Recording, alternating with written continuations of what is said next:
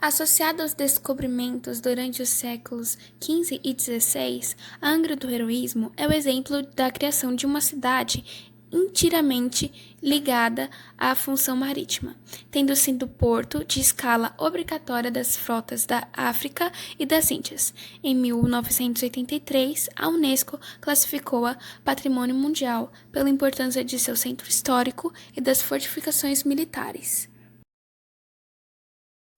Convento de Cristo é uma construção religiosa da Europa com obras entre os séculos XII e XVIII.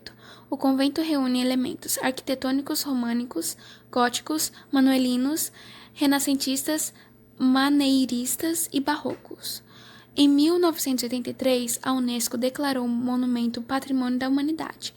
Este vasto conjunto monumental fala-nos dos 7 séculos da história de Portugal e de grandes momentos da história do Ocidente. Fica em Tomar, na região de Ribatejo, e foi erguido em 1160 pelos cavaleiros da Ordem dos Templários, a qual pertenceu Pedro Álvares Cabral. Mosteiro da Batalha. Em 1385, a Batalha de Aljubarrota definiu a vitória definitiva dos portugueses sobre os castelhanos.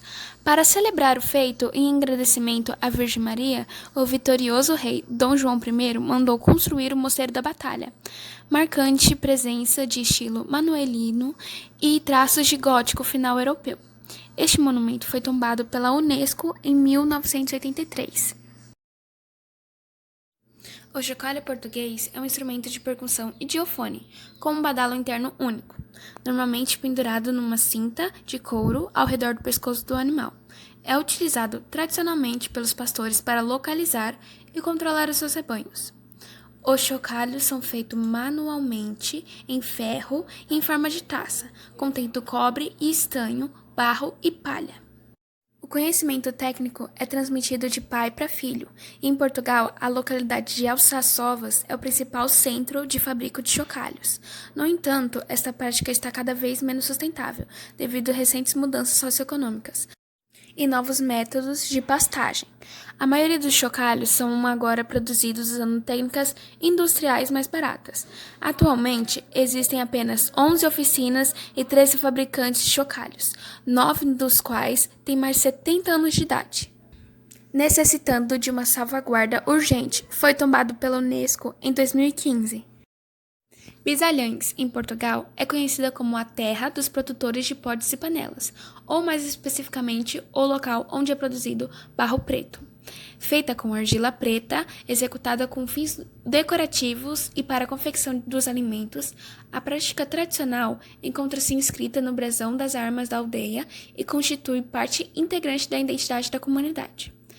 A preparação da argila atualmente é executada pelos homens, enquanto as mulheres procedem na decoração.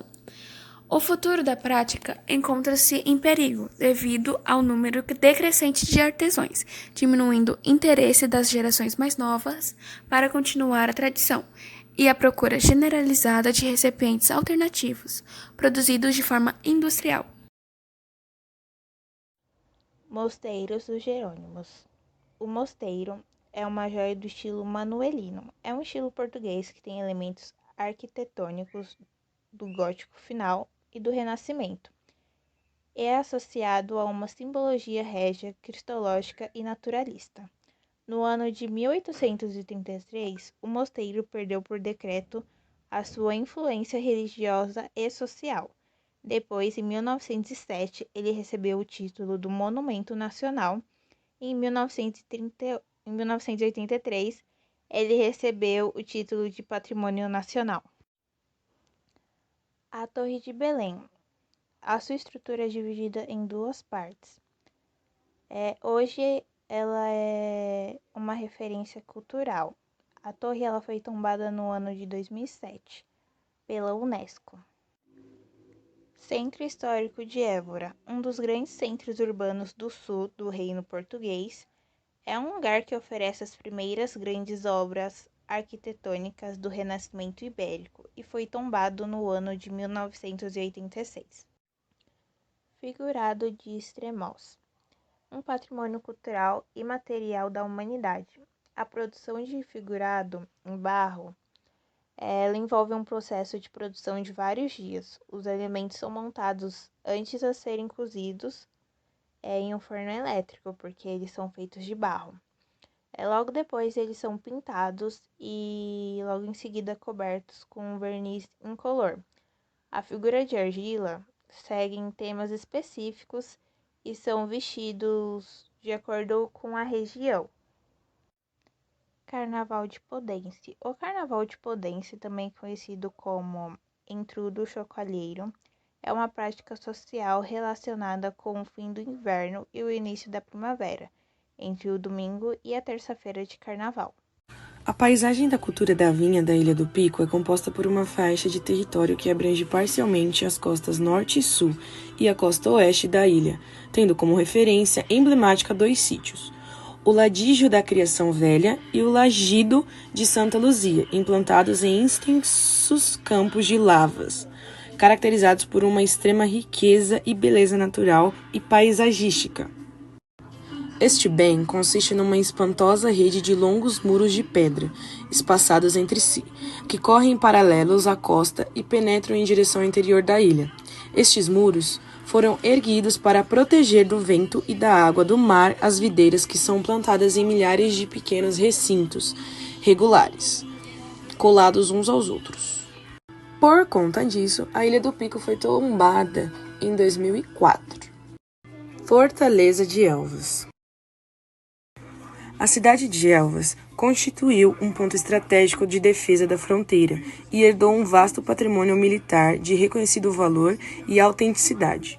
O conjunto de fortificações de Elvas é o maior do mundo na tipologia de fortificações abaluartadas terrestres, considerada por muitos historiadores como uma das mais poderosas fortalezas abaluartadas do mundo, construído entre 1530 e 1622, para o abastecimento de água à cidade.